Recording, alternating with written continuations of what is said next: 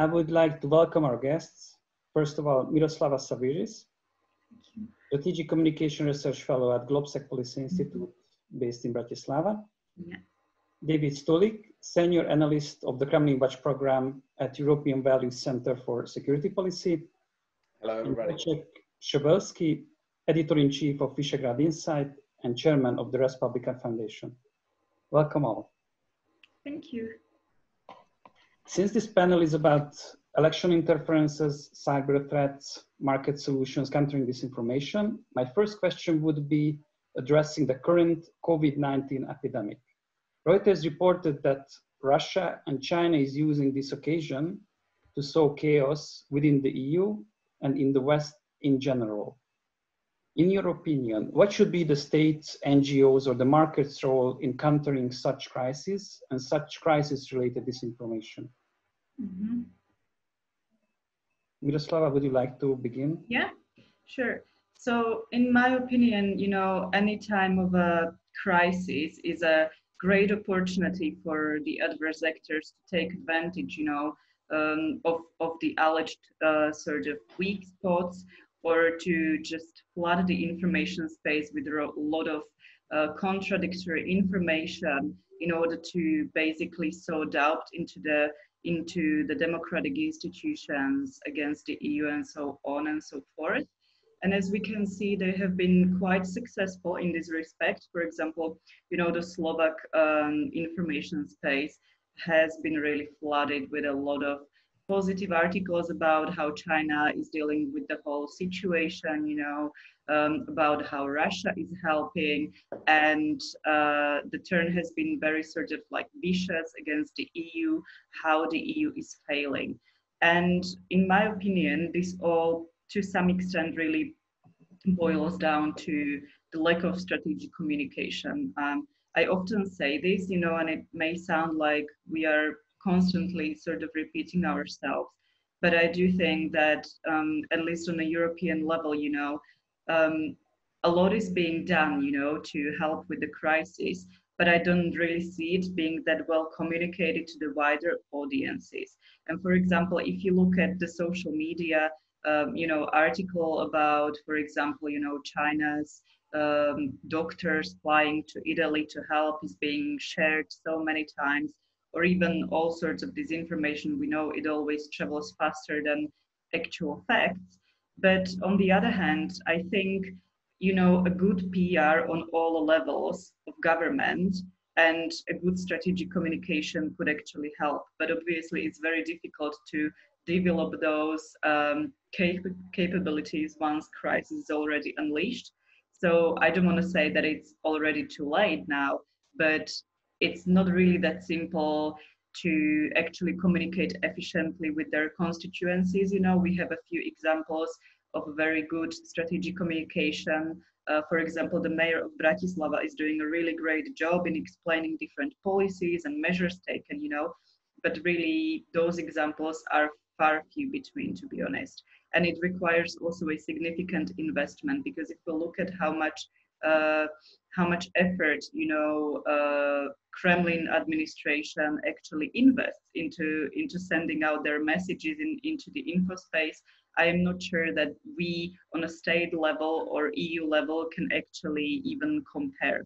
So to me, it's about more investments into strategic communication and being aware of the fact that, it's crucial. It's not just some kind of a add-on service, that it's actually very important to communicate what's being done in an efficient manner to wider audiences. But then I also want to say that I think journalists need to be sort of careful, because I understand that, they want to bring the news, first, and they want to be the first in the line to inform. But sometimes I think inadvertently they can actually help promote some of the disinformation that is being, spread around. So I think always, there needs to be a sort of a balance between the need to immediately report and between also providing the broader context, because otherwise it can really inadvertently help to spread, certain disinformation, or just, just a positive PR for unfriendly sort of regimes. So. And understand, you mentioned the Slovak information space being flooded. Could you trace it back to specific media homepages, this kind of information attacks related to the epidemic? Well, it's very, you know, it's quite difficult because we haven't really been sort of tracking or trying to attribute the origins of the disinformation, but just by looking at what's going on at Facebook, you know, you see a lot of also Slovak politicians promoting these narratives, you know, because it's really, to me, it seems like they are just jumping on the bandwagon of this opportunity, you know, to criticize the EU and sort of portray the advantages, for example, of the Chinese regime in a positive light. And then you have a lot of Facebook accounts, you know, a lot of people, actually Facebook users and open groups which we actually can monitor, who also spread disinformation. Sometimes it's just people doing that for, you know, no apparent reason other to attract attention to themselves. So I think, you know, crises like these create a sort of communication vacuum, and a lot of people and obviously a lot of adverse actors will try to step in and you know, make use of it. Thank you. I would like to ask the other panelists, have you experienced any similar disinformation attacks, or as Miroslava defined it, communication vacuum abused by foreign adversaries? Well, the situation here in the Czech Republic is almost the same like in Slovakia, and I'm sure it's pretty the same in Poland. But I would divide these disinformation, let's say, campaigns or attempts into two groups. First are the disinformation related to the health issues, and the second type of these disinformations are related to political reasonings. Well, while with the health-related disinformation, I think the state, the non-governmental actors, doctors, other volunteers, even the journalists coped pretty well. I mean, when these disinformations appeared in the public space, they were quite fast debunked. So here I would say that we have rather a positive experience of a kind of a collaboration between the state, non-state sectors. But we have I would say, a big problem and big challenge with the political related disinformation. And here what Miroslava said, well, we have to encounter two types of like foreign actors involvement. I wouldn't even say that Russian narratives are the worst. I would say the Chinese ones are the worst. We have noticed, for example, when it comes to Russian narratives, such kind of messages like, you see, the EU is falling apart, the EU is not able to help you, you count it on the EU and you see where you are closing the borders, Schengen is falling apart, and look at what is happening in Russia. We stay healthy, we have a very low number of cases, and so on and so forth. But this narrative, as I said, is rather a minor one. The dominating narrative is the Chinese one. And it's related again to two things. First thing, look how we managed to defeat this disease. Take an example from us, and look how the authoritarian, well, they don't say authoritarian, but look how our country authorities are able to cope with. So it has been picked up by the Czech non-democratic politicians who started to argue, look, the totalitarian or authoritarian regimes are able to cope with the disease, with the pandemic, more efficiently than us, the democratic societies.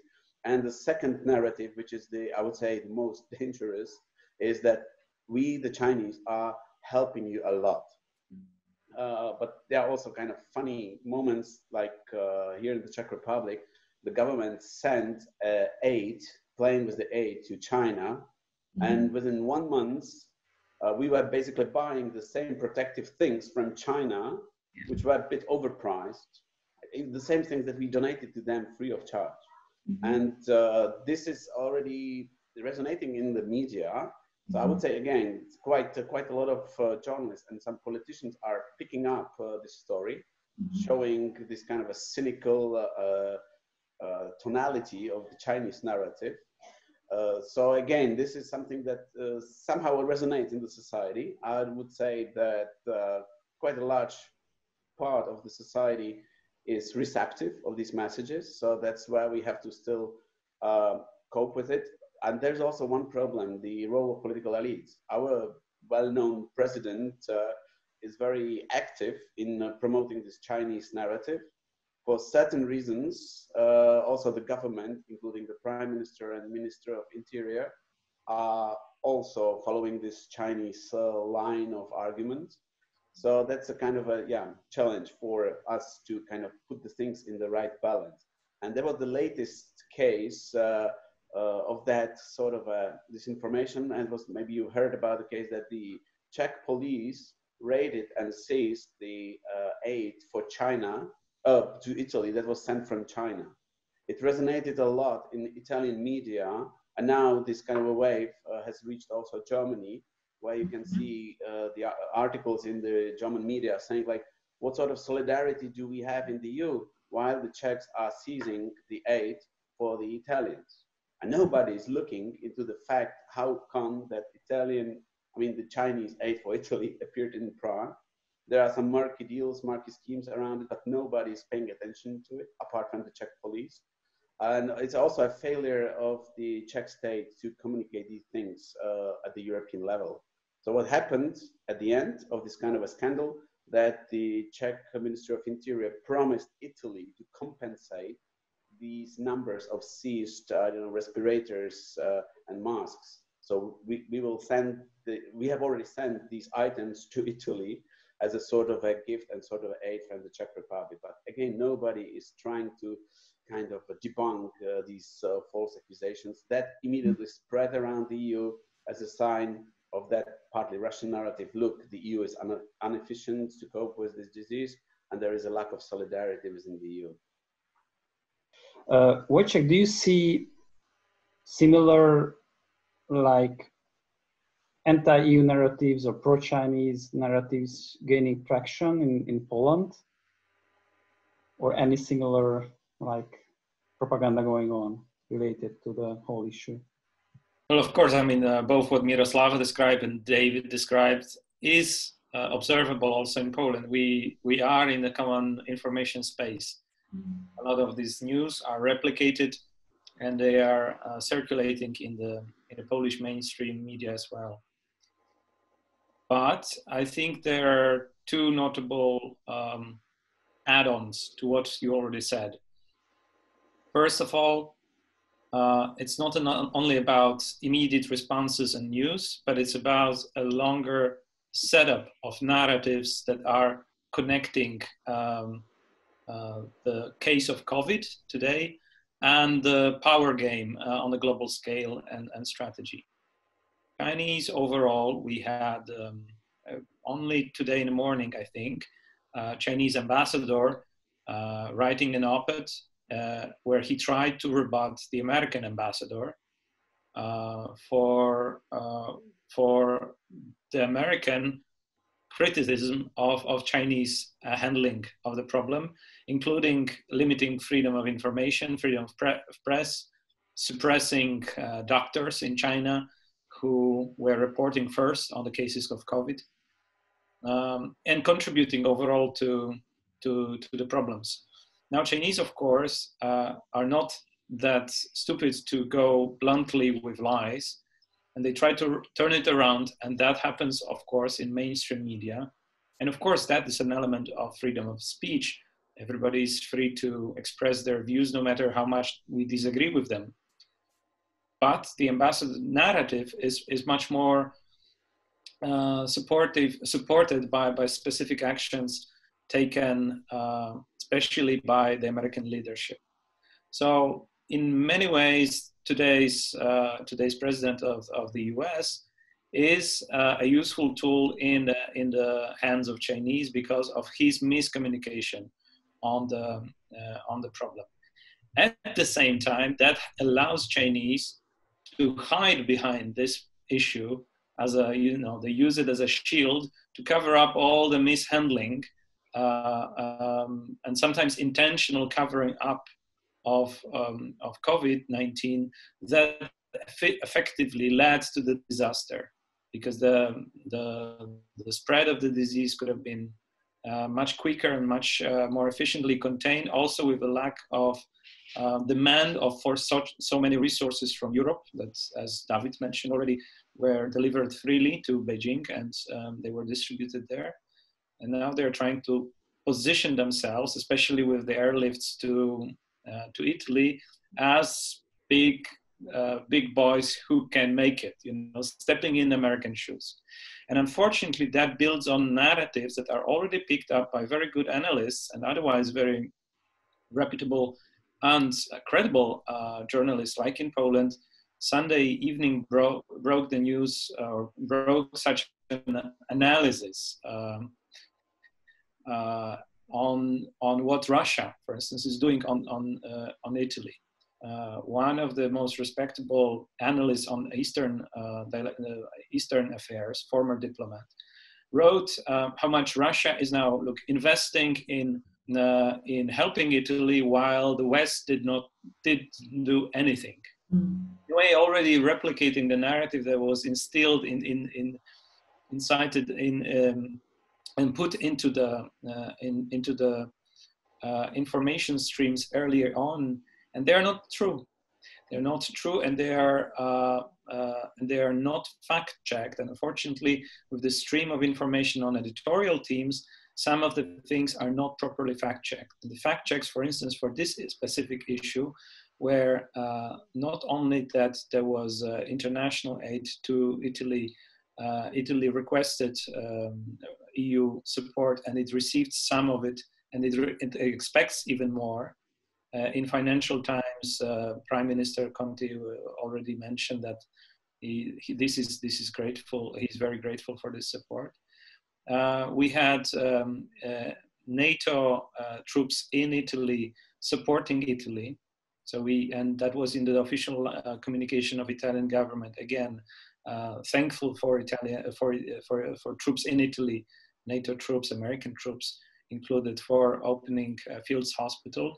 And also there was a big field hospital opened by a charity group in the north of Italy, US charity group. I would need to find it out again. What is it? But it was reported by The Local. The Local is it's the Swedish news outlet covering European affairs. And of course, because it is The Local, it's very important, because there's a lot of effort that it's before Chinese involvement of selling masks, not delivering aid, and before other news reports, it went under the radar. So what is important here is not only the fake news and disinformation, as we usually call them, but it's about also building up narratives, fact-checking, and doing the kind of allowing a certain mind setup to come into editorial boards and among analysts who then speak on the subject. Thank you. I think you all touched upon a very important aspect.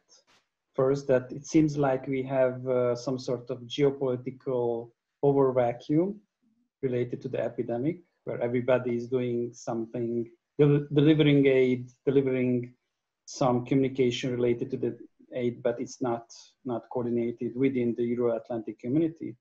And the second thing is that we lack proper strategic communication on the parts of our countries and on the parts of NATO or US and other allies. So the question begs, in this crisis, how would you define this kind of sensitive critical communication infrastructure in your countries? Because what you just mentioned is pretty successful attempts on the part of the Russians or Chinese to sell their fake or real aid deliveries or any contributions to the pandemic as real successes and as successes that prove that the EU or NATO is not functioning properly. So what would be your insight on these critical infrastructures in your countries? So to me, there is a sort of a distinction between whether we're talking about a sort of hard security and the communication infrastructures, which are basically part of the critical infrastructure as such. And this one is defined in a law on critical infrastructure in Slovakia. So I would say that, you know, the communication infrastructure falls under this remit. But I think what this crisis really nicely shows that failings of one country to sort of deal with these communication crises can also impact another countries, and that's where actually our adversaries make very good, you know, use of it. I think David mentioned the story of how you know, how Czech is being portrayed, Czech Republic is being portrayed in Germany, you know, as a country that is actually not being fair and is not being, you know, supportive of other EU member states, even though this is not actually the case. But to me, it's very interesting how these perceptions, you know, about other countries can be planted across the EU in a way that actually undermines the solidarity, you know, and that's about how different countries are portrayed by our adversaries in other countries in the EU, and that way, you know, they're creating this sort of divide and rule environment where suddenly we don't actually think of ourselves as a one European Union, but you know, a lot of actually people in the population are being successfully persuaded that we are in this on our own, and you know, we need some bigger country, some more capable country such as China to actually help us. So for me, obviously part of this communication critical infrastructure, if you're talking about sort of I'll say soft security, because for me it's the communication channels which are afforded by the media, which are afforded, you know, by the newspapers, which are afforded by the online presence, you know, so that would include websites and social media. But what this case is also very interesting for to me is how quickly, you know, for example, these kind of stories which appear on social media or appear on the web are then subsequently taken over, yes, by journalists or the mainstream media, and they then amplify these messages inadvertently, you know. But on the other hand, I must also say that in Slovakia in these last few days, there is a sort of a, I would say, journalistic pushback against this. So you see more debunking and you see more stress being placed at, you know, yes, how this pandemic, how this epidemic basically has not been contained to begin with in China, you know. So trying to actually include more angles there, we can definitely see that. But I think for the last couple of weeks, there has been definite prevalence of very positive narratives about China. They have been able to really gain a lot of positive PR out of this situation. So if I understand correctly, you are suggesting two basic things. First, to think about sensitive communication infrastructures more on a regional or European level, coordinate more of individual countries' responses and perceptions against like mass manipulation attacks coming from adversaries. And the second, there would be good to have more grassroots civic engagement in fighting and defending this kind of infrastructure in each of our countries. I think in terms of civic engagement, for example, in Slovakia, I have to say it's actually quite good. You know, I think there are a lot of grassroots structures already, often sort of supplanting, often failing state institutions who are actually not so good at communicating, you know, some of these issues. And as David correctly pointed out, in Slovakia, it was also much easier to debunk the health hoaxes as compared to, you know, the political narratives, because obviously they are also much more complex. So I think that to me, again, it boils down to the fact that on a European level, yes, there seems to be a lack of coordination, which, you know, whoever, whether it be internal actors or external actors, can readily exploit. And on a state level, I can speak for Slovakia. We do have a few agencies, you know, who are really good at communicating and often communicating even complex issues very well to public audiences. But then we have other institutions which completely either fail or even are, as has been mentioned, you know, a few examples here. Sometimes you even have representatives of state institutions who seem to be working directly against, you know, the message that we would want to be sending out. So there is also a lack of consensus. Wojciech, you mentioned, for example, the NATO's role in northern Italy.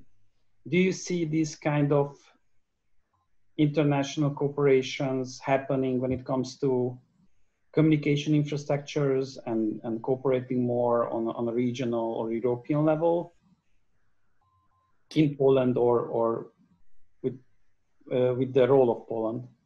Can we clarify communication infrastructure? Sure. Do you mean IT, like fibers, or?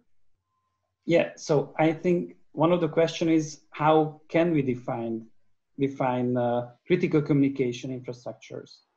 So this is also a question to you, whether you see these infrastructures and capacities as more of a governmental services or more of a market or civic capacities that need to take into consideration, or both. So it's also a question of how we define these. Yeah, these are public, not governmental. The communication lines are public. They're on the responsibility of specific regulators, and sometimes executive. The government has a role to step in to protect those, depending on the strategy of cyber defense, for instance, when it comes to digital, or cyber security, not defense, if we go step out of the military or defense sector. But in Poland, there is the Ministry of Digitalization that actually deals with all other security-related issues when it comes to digital communication. Now, then you have, of course, specific regulation when it comes to media and information distribution. And you have all the elements prescribed in what we call democracy, including free distribution of press, access to public media, and also the plurality of media.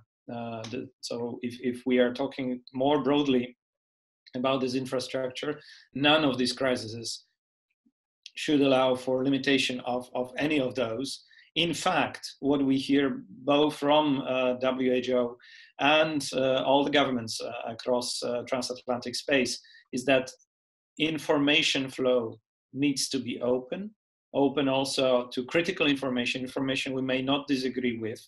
So we may not agree with, we may disagree with, including some opinions, but that allows nevertheless elaborating on the information, establishing authority around it, and with free access for all people. So in that sense, in a broader design, yes, democracies cannot allow themselves this sort of Chinese model efficiency with lockdown on information. Very often in Polish media, and I think in other media in the region, we hear of the Asian/Chinese efficiency of dealing with this problem. And indeed, we are experiencing a fast lockdown of on certain civil liberties. I mean, we're talking about Hungary now, some laws being processed on that, some military guys coming into critical companies, which I believe might be also not directed simply by security or defense interests. It's rather about governmental will to control certain otherwise free agents in the society and in the economy. What is essential here is to protect democratic institutions, because within democratic institutions, you have the best responses to such a crisis. You have elements of the responses that are working. It's about individual responsibility. It's a little bit this communication from the government, but overall, again, it's a responsibility on which we have at least in a private media in Poland, where the prescriptions and the information is verified, it's adequate, and it's in line with the main messages of the government, but it is not building up on this into creating a different anti-democratic narrative, which is, for instance, awe and glory of the communist China. I want to ask about the sensitive topics. So some of our countries have their own domestic propaganda tools applied towards the domestic population. Do you think these kind of, let's say, very party-oriented, very partisan attempts compromise these, the capabilities of our, let's say, security establishments, our political elite to respond adequately to such crises and counter such foreign like narratives and strategies? How do you see that in Poland? Sorry. Okay, so yes, there is a very particular situation in Poland that overlaps with COVID, and that has party line or political clash, division lines, and it's about organizing presidential elections that are scheduled for May 10, and the candidates are submitting by tomorrow their lists of support that allow them to run in the election campaign, and the government does not want, at the time being, admit that the elections will not happen or cannot happen, giving all sorts of reasons for that. So there is a partisan division, you would say, which I don't think is a fair way to say it, because it's about one side being partisan and the other side not exactly playing this partisan game, simply appealing to the common sense of the people, and 70% of the public opinion currently declares they do not want these elections to take place as scheduled, and then that requires some constitutionally prescribed steps like state of natural disaster to take place in order to be able to postpone them, or there are other ways to organize them anew. So you see that, and of course the government took over also the control of the public media, rebranded them to national media, and that naturally comes up with imbalance in the communication. But I frankly, I'm always very surprised how much we believe, or we are admiring some sort of false narrative power, because these cases, also because of their speed, acute problem that we see, are self-evident contradictions that people obviously see in public TV. And as we know, over the last years, what developed among PIS electorate, the governing party electorate, is that people develop different habits of watching the state news, kind of their propaganda, but then just to be on the safe side, they are checking what's in the independent news as well. So I think this is the case here, the same. So and this is also resulting in overly 70% of the public opinion not agreeing with the position on this particular partisan issue. David, do you agree with Wojciech's definition of critical infrastructure as it being more about generally democratic institutions, the health of democratic institutions in general, and that there is also the element of partisanship? So local political actors can define, what they think is worth defending, or can define what narratives they think they need to push in order to win an election, and what they would, you know, stand against if it goes against their party interests. Right. I think that here in the Czech Republic, we are in a bit different situation than in Poland and in Slovakia, because we have no forthcoming elections, or we are not after the elections. So I would say here we see a lesser degree of partisanship in the discussions around the pandemic, around the COVID. I was pleasantly surprised to, for example, hear the representatives of the democratic opposition basically supporting the attempts of the government. Now even the government offered a few seats in the crisis coordination center to the opposition. Surprisingly, the extremist parties, both on the left and right spectrum of the political scene that are in the parliament, they are rather silent. We don't hear too much of noise from these two extremes. So I would say we don't have such a kind of a partisan discussion or kind of disinformation narratives stemming from the political parties, which is, I would say, quite positive. And I would relate it to the fact that we have no elections coming or just happening a few weeks ago. On the first question, on the critical communications infrastructure, here it turned out, in the Czech Republic, it turned out that it was kind of a wise decision a few years ago to establish the Center against the terrorism and hybrid threats that operates under the Ministry of Interior, because these people there, they have structures, they have communication channels that were immediately used when the crisis was unfolding. But again, they were very effective in fighting that health-related disinformation. The fact that they are part of the Ministry of Interior and having their minister to be politically very active and promoting that sort of a Chinese assistance, of course, they couldn't have been deployed in fighting these political disinformation narratives.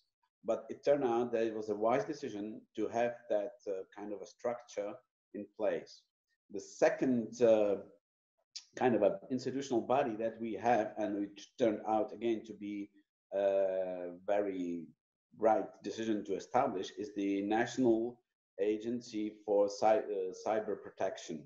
Because when the crisis was just gaining its strength, there were hackers' attacks on one of the two hospitals that were designed to cure and treat people with the COVID-19. So there was a crewless attack that basically turned off all the IT systems in that second hospital.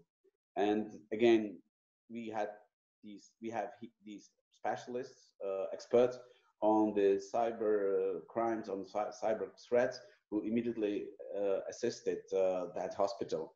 So here I would put to the critical infrastructure also the health system, the way how, for example, the work or coordination work between different public agencies, rescuers, fire brigades, police, Ministry of Interior, how that network or that system, IT system is functioning, it's a critical also communications infrastructure.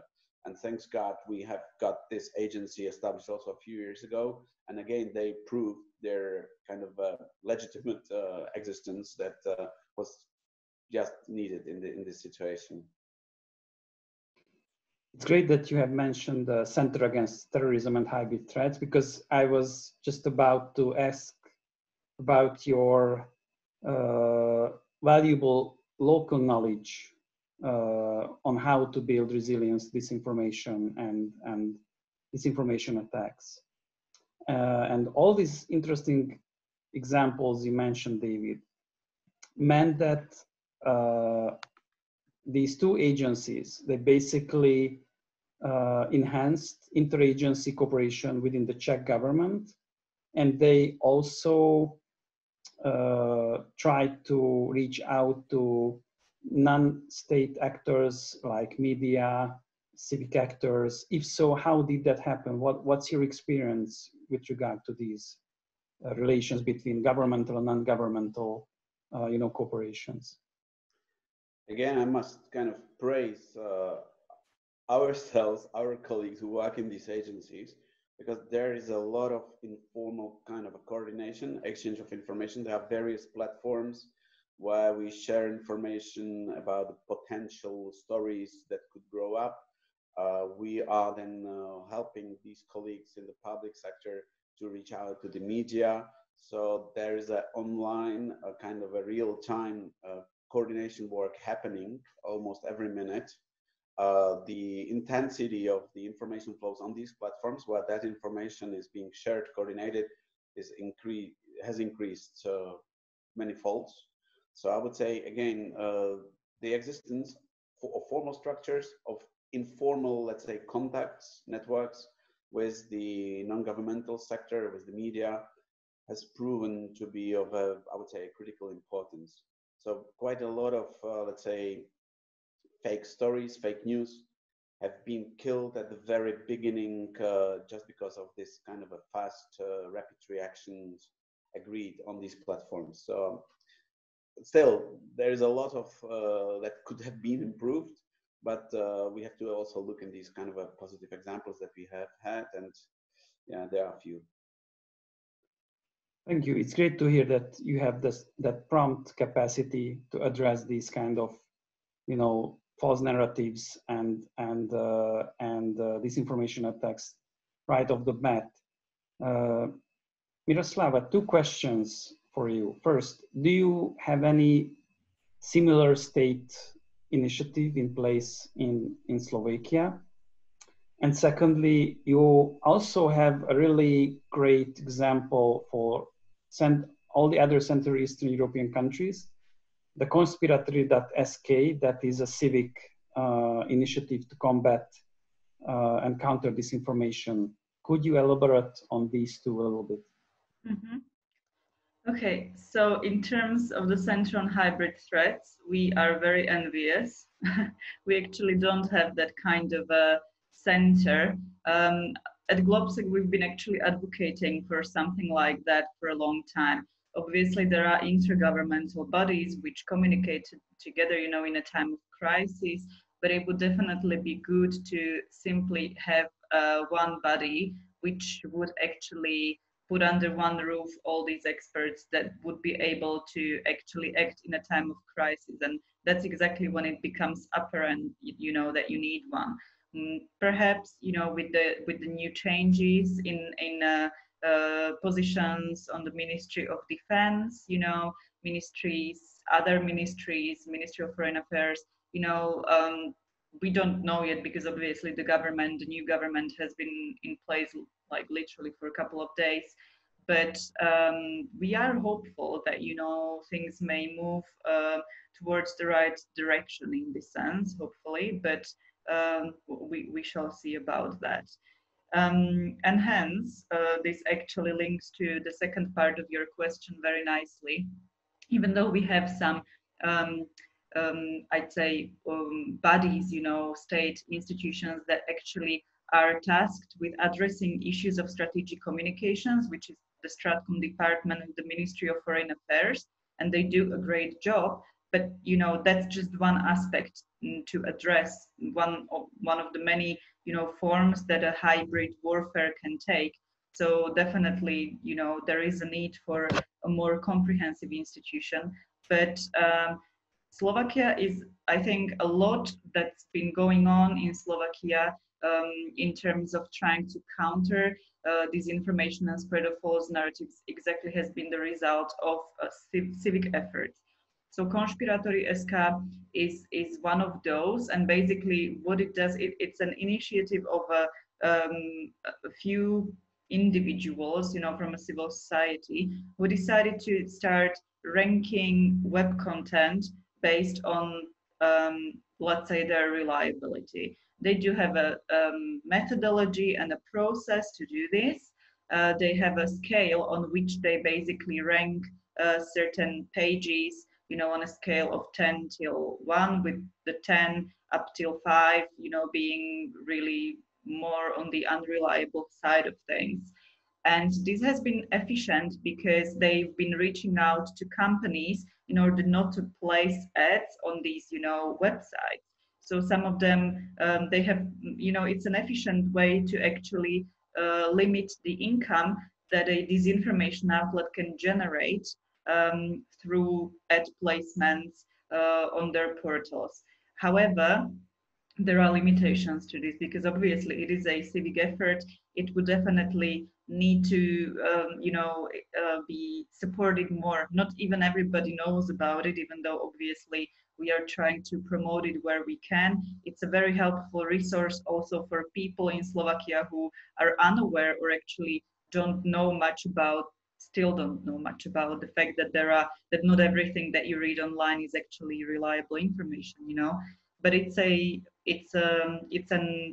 initiative which has been, I believe, established on a voluntary basis, which sort of makes the project itself vulnerable.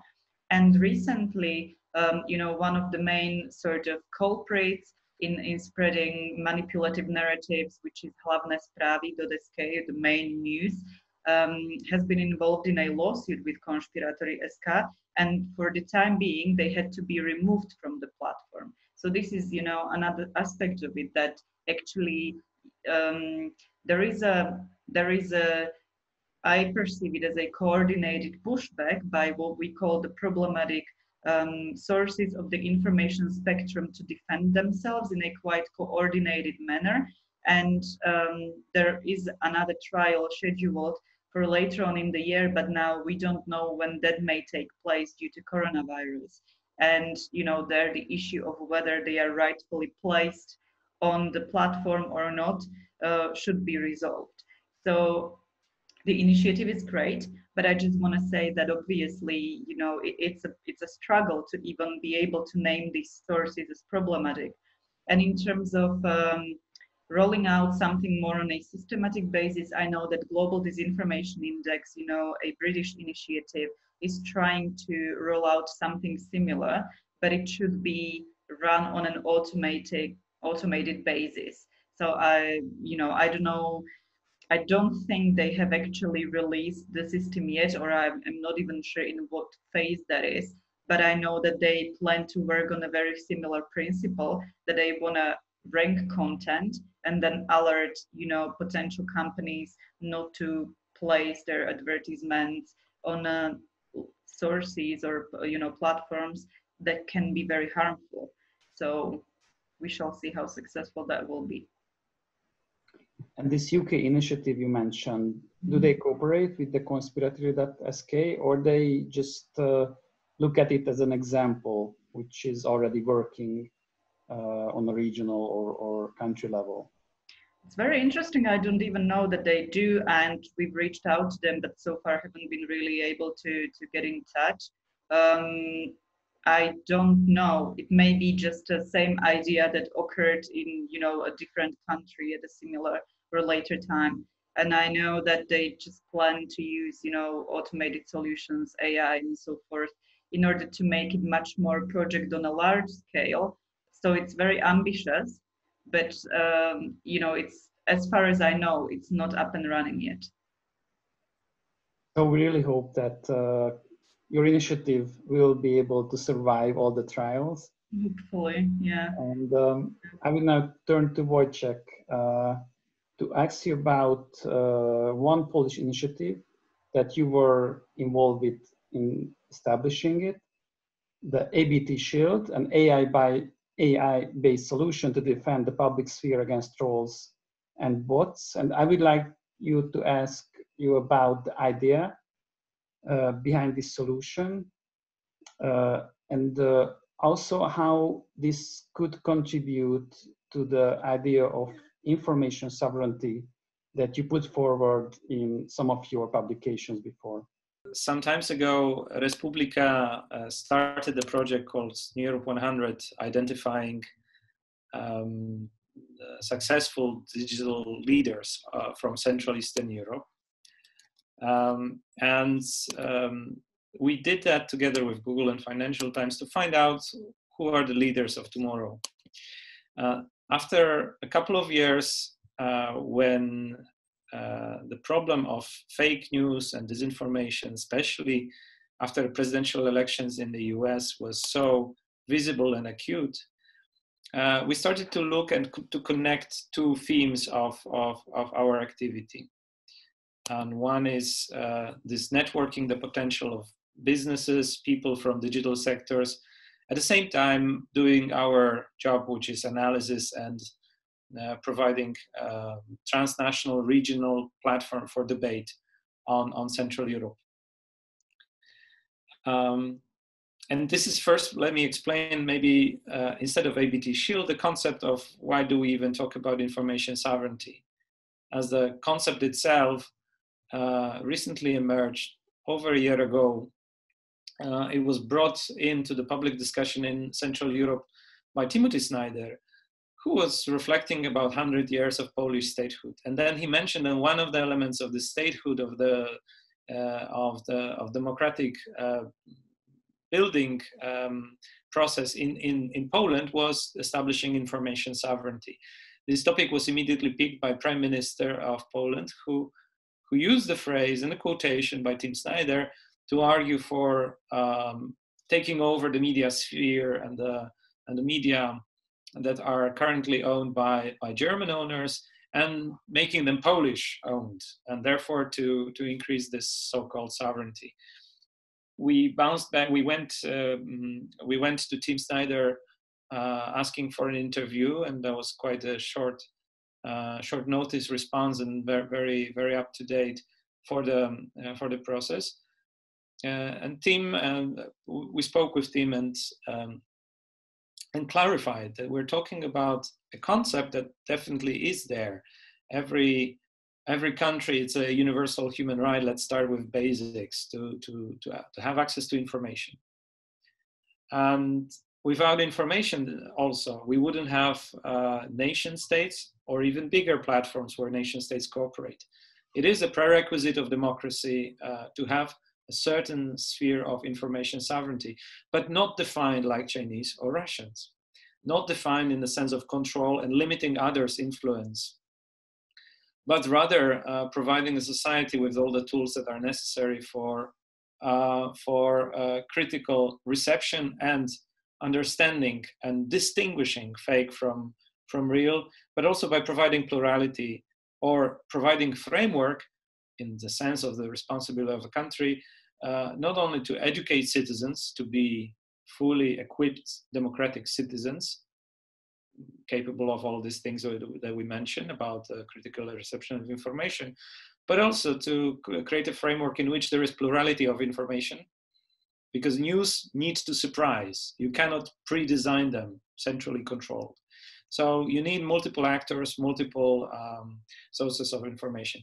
And then at the same time, we started to observe that currently there must be some market-based structural problems in Central Europe that lead to exposure to disinformation. So we tried to approach the same subject from a bit different angle. And here are in the presentation, very quickly presented to you now, these are a couple of scenarios based on trends that our fellows in the Democracy Project are analyzing. So skipping those, this is a report co-authored by myself and Galen Dahl, our editor at large. We have just mentioned the information sovereignty as it is. And importantly, oh, sorry, I'm not sure. Do you see it? Full screen, yes. We went on with several policy recommendations. We can discuss them later. We developed four scenarios for media, what's going on in media in Central Europe. And one of these scenarios directly links us to this question of ABT Shield and market-based, business-based or economy-based approach to disinformation, which is the tool of ABT Shield. So one scenario, very briefly, I will not elaborate, it's more in the report itself. One elaborates on the fragility of information space and the angle of security and democracy when we centralize media. When we centralize media, like we see the case of Hungary, one owners or proxy of one owner start to dominate on the market, that brings exposure to disinformation, not from outside, but from within. The national media very often take the role of Sputnik or Russia Today or other outlets, and they're more receptive to the narratives, false narratives that otherwise would be spread by foreign agents. Then scenario number 2, disruptive decentralization, is a scenario in which we see already another trend with this IT sector especially.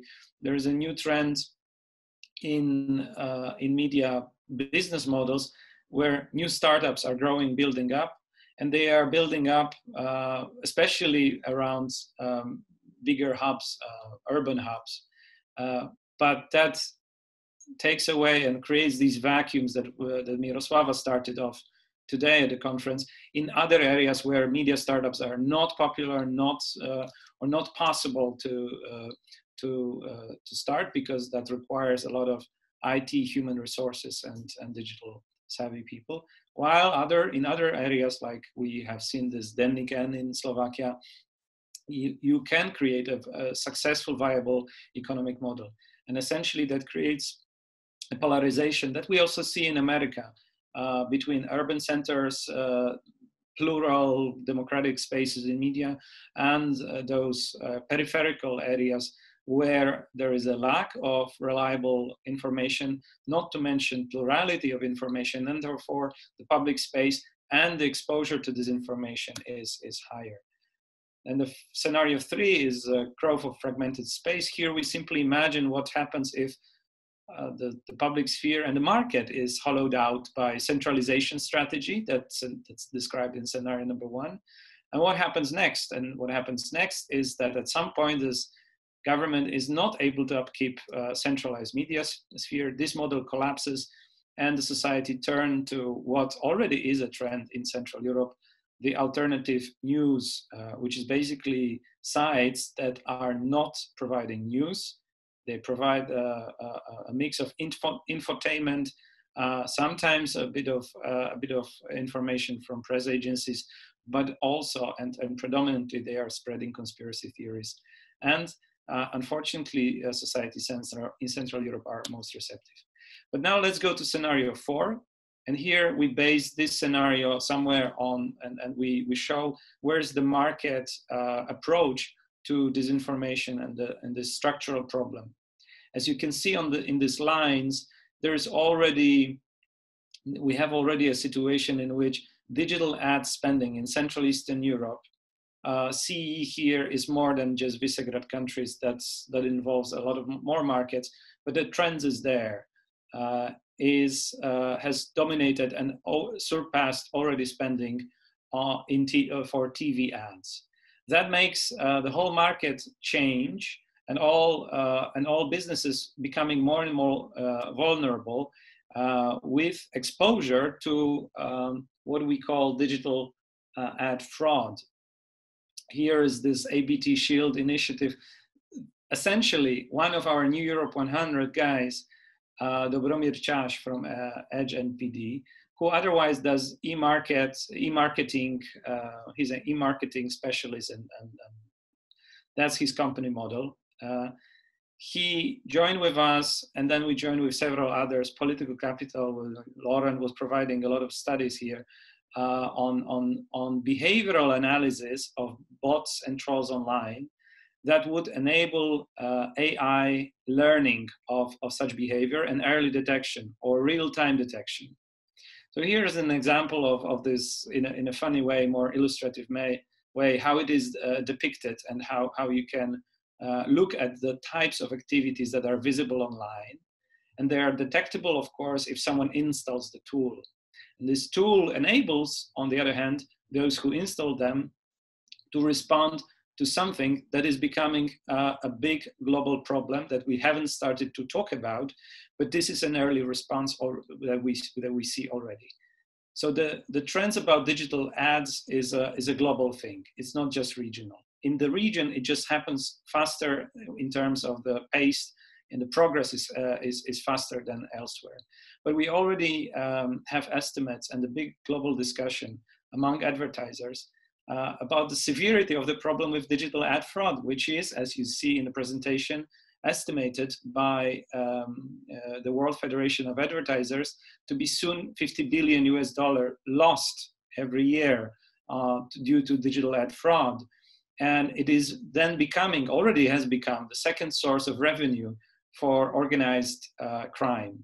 We had only first stopping of such crimes in late 2018 in cooperation by FBI and Google when they stopped 3Eve. And there were only other early examples, but that requires a lot of effort and coordination. In the meantime, the scenario number 4 that we explained there assumes something that may happen. What may happen is that credible advertisers will start pulling out of the market. And we already see these decisions earmarked. And with the current crisis, I wouldn't be surprised that they will move faster. P&G decided to take off $140 million off the market in 2017. And then they repeated that decision in the 2019 by $200 million off the digital pool of advertising in their case. And their company leader, Mark Pichard, called advertisers to unite on this platform. And so Unilever followed. We have seen audits on digital ads by Coca-Cola and other big players on the market. And that, of course, creates a different dynamics.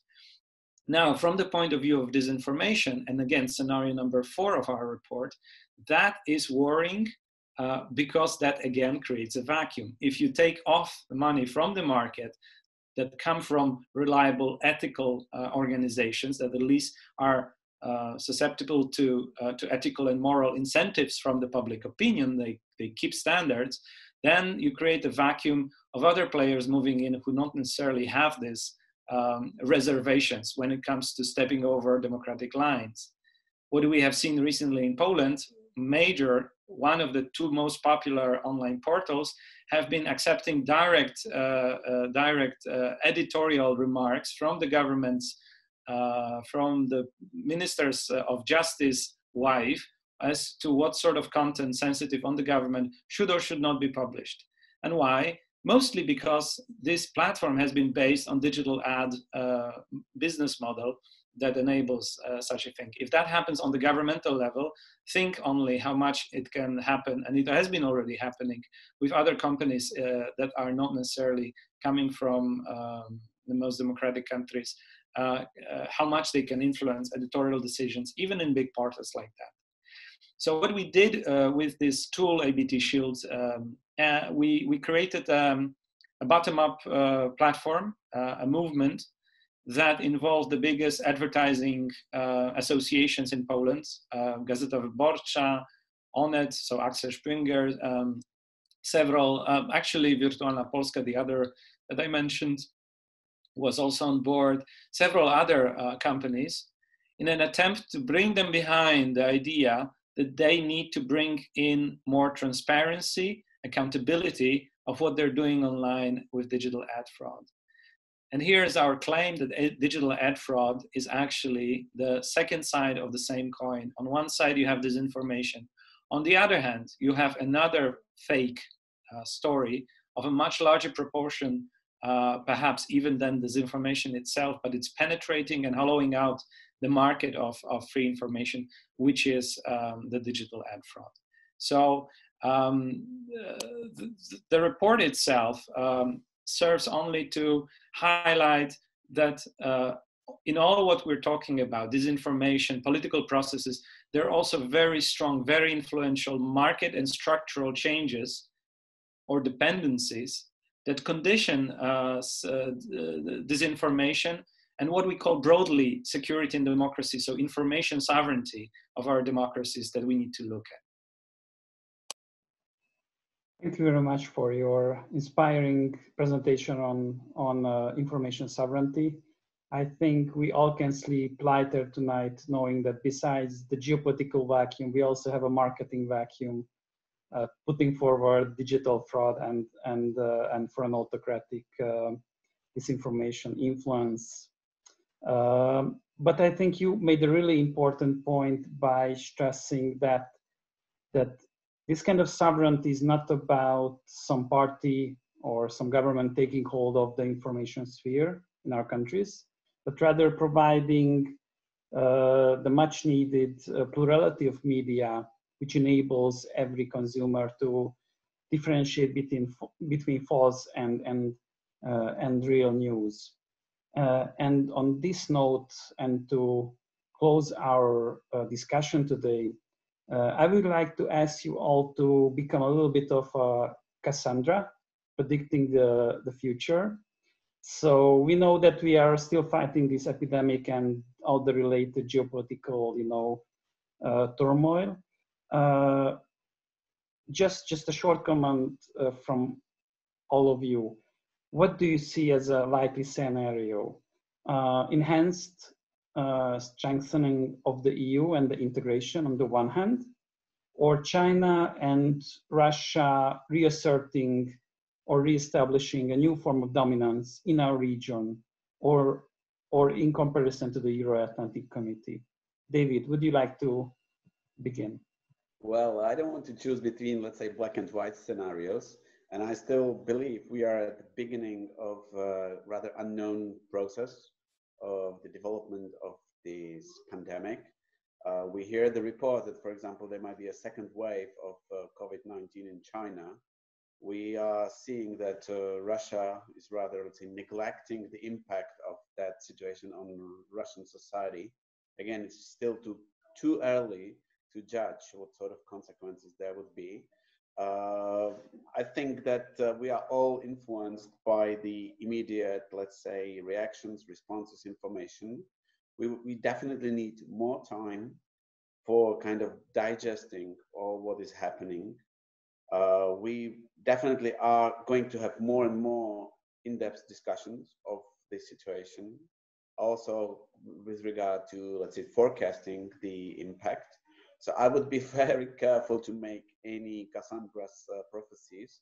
I do believe, I'm a natural born optimist, that we here in the EU or in Central Europe, we would find new potential areas of cooperation under the EU, let's say, shield. I'm quite sure that these discussions will unfold. Of course, there will be opposite discussions, saying like we should close ourselves more to the national states. We have heard a couple of, let's say, even officials here in the Czech Republic who are arguing for a closure of the country for around 2 more years, of limiting the traveling of foreigners into the country. So I believe that this sort of a way of thinking will not prevail, that eventually the liberal democracies will prove their, let's say, effectiveness and usefulness for own citizens.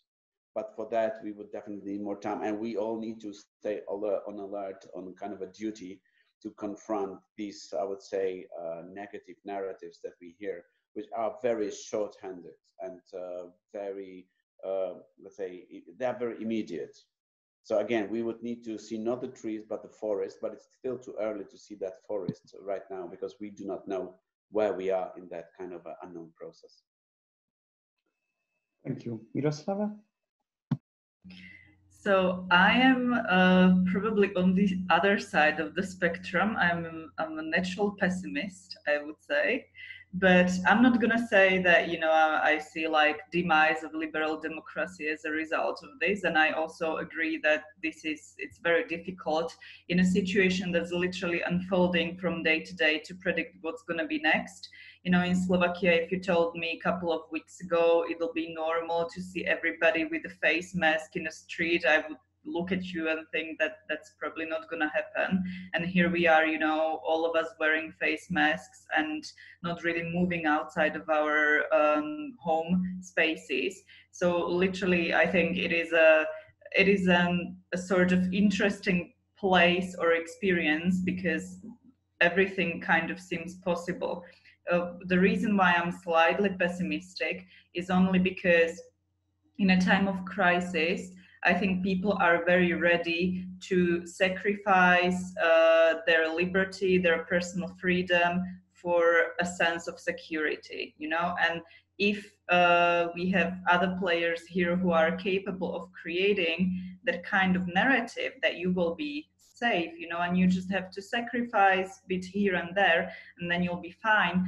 I think it's quite tempting. And I see it at the moment also in Slovakia. You know, we are discussing now the law, which is going to probably pass very quickly through the parliament, which will allow basically health institutions and government to monitor movements of individuals via phone metadata.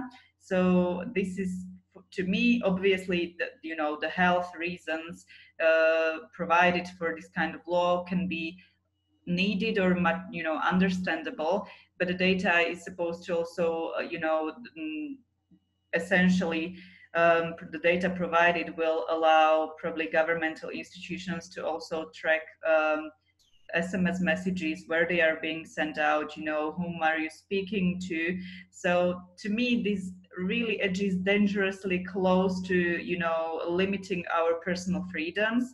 We have seen something similar post 9/11 in the US, where you know, surveillance sort of measures were put in place because that kind of discussion between the dichotomy of security and freedom has been, you know, has been basically on the top of the agenda, but we have never really seen rolling back on those measures, you know. So it's very easy to take severe precautions, but often they stay put in place. So for me, it's very questionable at the moment what's going to happen with Schengen, for example. You know, we see other efforts in Hungary as well to kind of use this situation to, you know, secure more power for certain political parties, you know, or governments.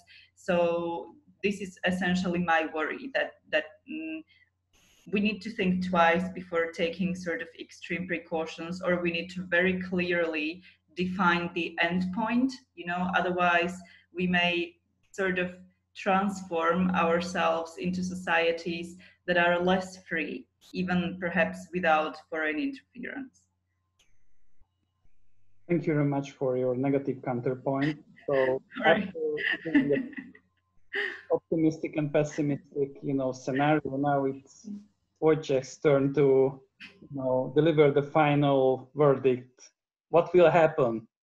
A final blow. I mean, I should be catastrophic now. No, it's a. No, you can be overly optimistic, but nobody will believe you. You know.